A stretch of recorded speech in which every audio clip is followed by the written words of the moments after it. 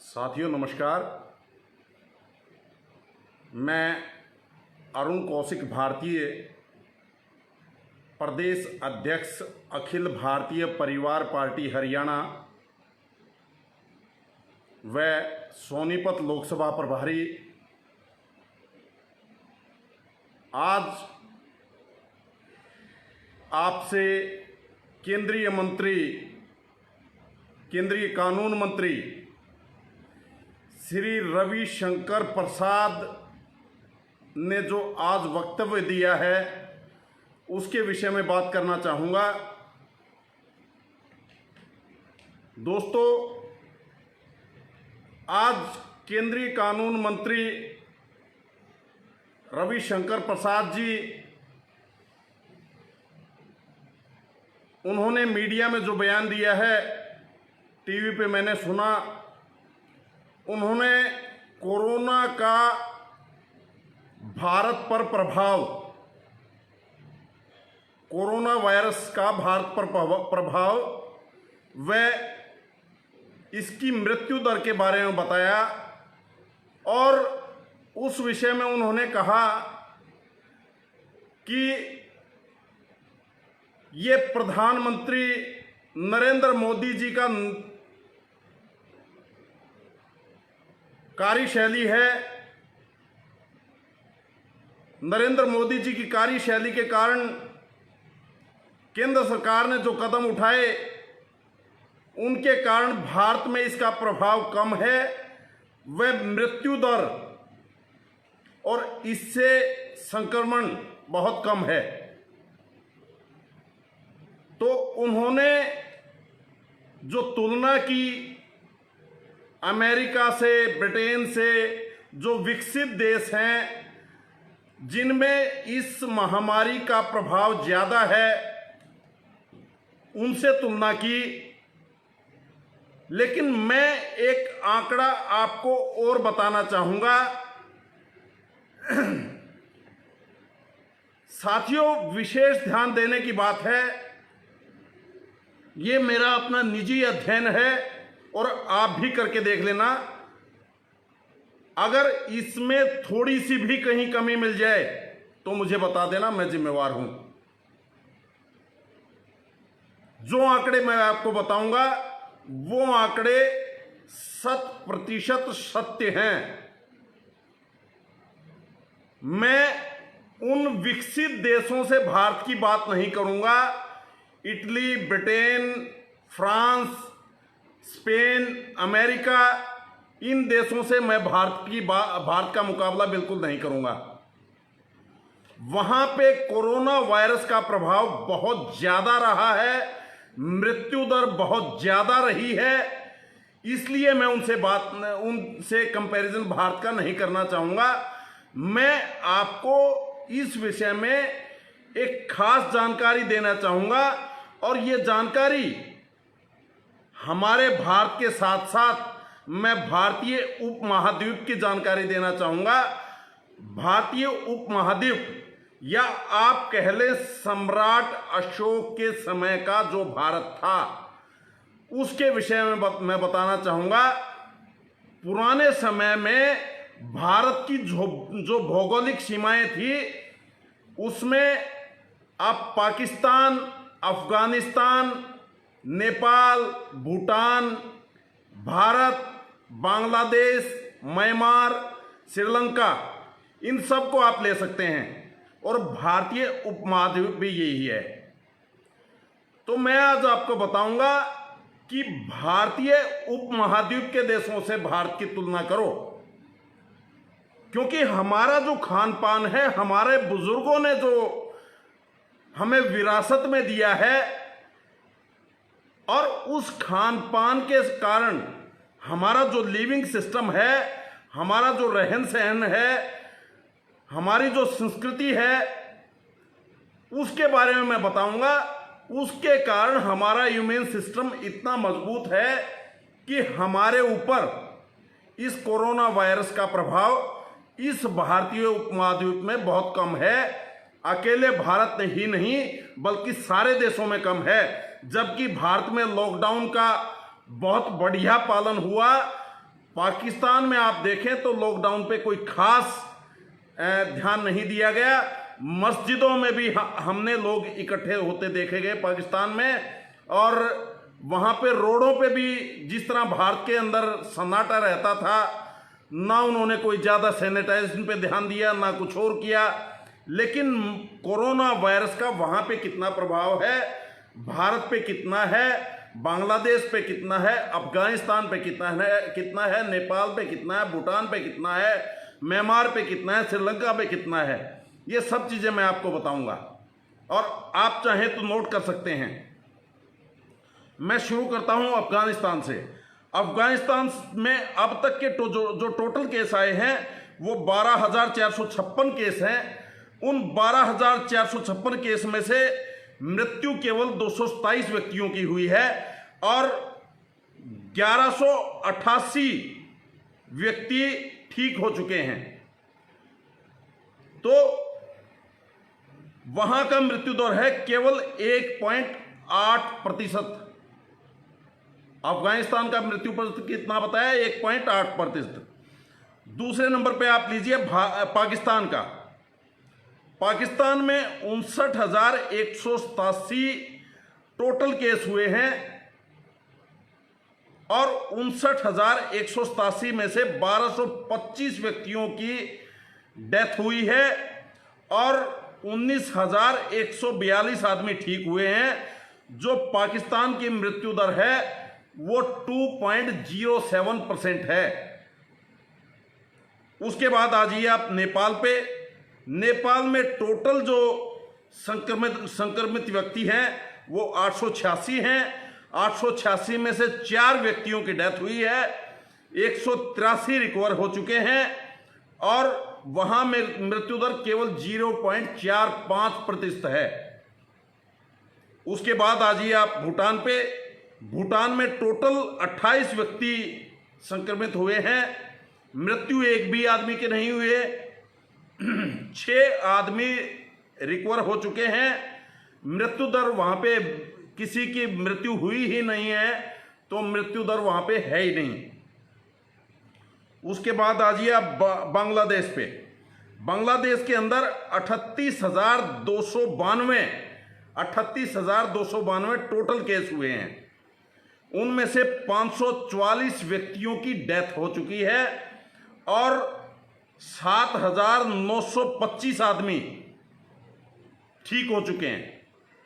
मृत्यु दर केवल और केवल 1.42% बांग्लादेश की है। उसके बाद आ जाइए आप म्यांमार पे। म्यांमार में 206 आदमी संक्रमित हुए हैं। वहां पे 206 में से 6 आदमियों की डेथ हुई है और 126 रिकवर हो चुके हैं। तो वहां पे डेथ रेशियो जो है, मृत्यु दर जो है वो 2.91% है। उसके बाद आ जाइए आप श्रीलंका पे। श्रीलंका में 1453 टोटल केस हुए हैं। उस 1453 में से 10 आदमियों की डेथ हुई है, 732 व्यक्ति ठीक हो चुके हैं और मृत्यु दर जो श्रीलंका की है वो 0.08% है। 0.08%। तो इसके बाद ये सब आपने देखा। अब मैं भारत की आपको बताऊंगा। भारत में जो टोटल कोरोना संक्रमित केस हैं वो 1,54,820 हैं। 1,54,820 और इनमें से 4406 व्यक्तियों की डेथ हो चुकी है। 4406 व्यक्तियों के डेथ के साथ जो ठीक आदमी हुए हैं, जो रिकवर हो चुके हैं, वो 65,944 व्यक्ति भारत में ठीक हो चुके हैं। तो भारत की जो डेथ रेशियो है वो 2.84% है। भारत की कितनी है? 2.84%। अब आप टोटल इन सब देशों की देख लीजिए। भारतीय उपमहाद्वीप का या पुराने समय का जो भारत है उसमें खान पान के कारण, यहाँ की संस्कृति के कारण, हमारा जो इन देशों के जितने भी आदमी हैं, हर देशों में कल्चर ऑलमोस्ट वही है, हमारा खान पान वही है, हम मसाले वही खाते हैं। खाने में हम लोगों का हल्दी खाना, काली मिर्च खाना, ये आम बातें हैं। और ये हर इस देश, जितने भी इस भारतीय उपमहाद्वीप के देश हैं, इन सब के अंदर खान पान में ये चीज़ें प्रयोग की जाती हैं। और इम्यून सिस्टम, हम लोग आज भी विकसित देश नहीं है, तो हम मेहनत भी करते हैं। इन सब के सब देशों में ज़्यादातर व्यक्ति फिजिकल वर्क कुछ ना कुछ करते हैं। विकसित देशों में फिजिकल वर्क ना के बराबर है, बहुत कम लोग फिजिकल वर्क करते हैं। तो विकसित देशों से भारत का मुकाबला ना करके यहाँ के देशों से करिए, जो हमारे से भी गरीब देश हैं, उनके साथ हम कहाँ पे खड़े हैं भाई। अफगानिस्तान हमारे से गरीब देश है, पाकिस्तान हमारे से गरीब देश है, नेपाल हमारे से गरीब देश है, बांग्लादेश हमारे से गरीब देश है, म्यांमार हमारे से गरीब देश है, भूटान हमारे से गरीब देश है, श्रीलंका हमारे से गरीब देश है। तो ये सब के सब भारतीय उपमहाद्वीप के देश हैं, ये हमसे गरीब हैं। लेकिन डेथ रेशियो के मामले में आप लें तो सबसे ज़्यादा डेथ रेशियो है जो वो म्यांमार के अंदर है, और वो तब है जो टोटल केस वहाँ पे 206 हुए हैं, 206 में से 6 की डेथ हुई है और 126 रिकवर हो चुके हैं, 126 व्यक्ति ठीक हो चुके हैं। तो वहाँ पे जो संक्रमण है वो बहुत कम हुआ है और डेथ रेशियो वहाँ पे 2.91% है। वहाँ डेथ रेशियो सबसे ज़्यादा है इन देशों में। दूसरे नंबर पे डेथ रेशियो में, ऊपर से दूसरे नंबर पे जो आता है भारत आता है।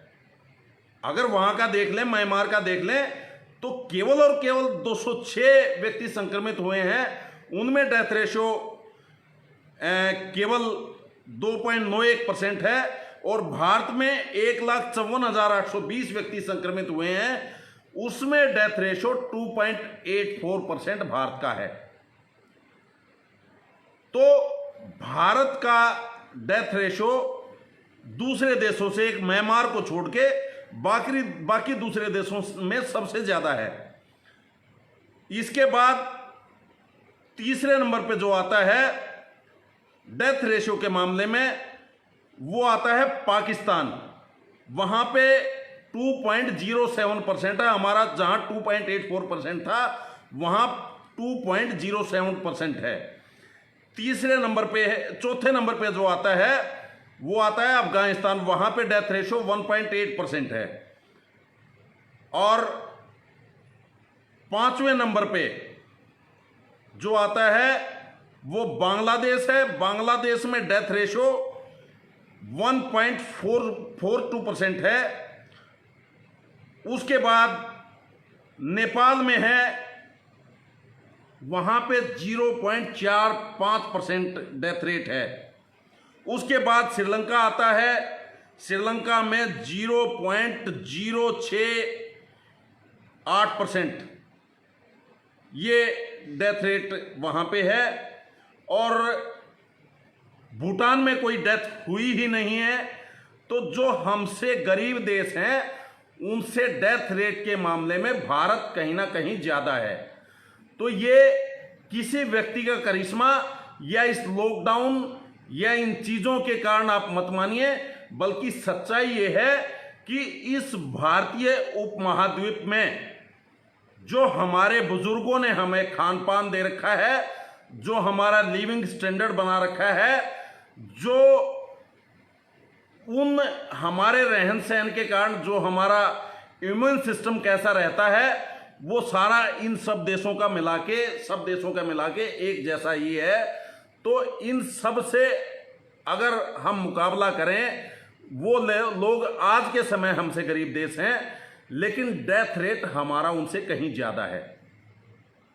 तो ये भ्रमित करने वाली बात मैं फिर कहूँगा केंद्रीय कानून मंत्री रविशंकर प्रसाद जी से कि ऐसे भ्रमित करने वाले बयान मत दो कि आप विकसित देशों से भारत का मुकाबला करो, और वहां की उन विकसित देशों में आप देखिए इसका प्रकोप ही विकसित देशों पे रहा है। जो गरीब देश है उन पे इसका प्रकोप किस देश में हुआ है, ये बताइए।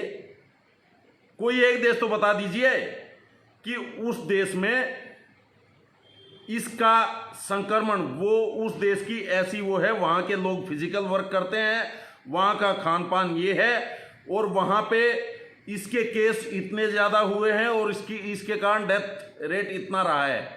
ऐसा आप कहीं भी नहीं बता सकते। भारत इस मायने में अगर देखें तो भारत की स्थिति मैं ठीक मानता हूं। हमारा इम्यून सिस्टम है वो इसके अंदर बहुत बड़ा पार्ट प्ले करता है। हमारा जो खान पान है टोटल उसके ऊपर निर्भर है। हमारा जो रहन सहन है वो सारी चीज़ें इसके अंदर कहीं ना कहीं पार्ट प्ले करती हैं।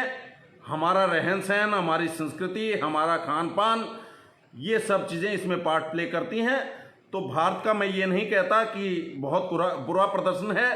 भारत का प्रदर्शन ठीक है, भारत अपने आप को फिर भी संभाल रहा है, लेकिन वो नरेंद्र मोदी जी का करिश्मा आप मत कहिए कि उनके नेतृत्व में ये हुआ है।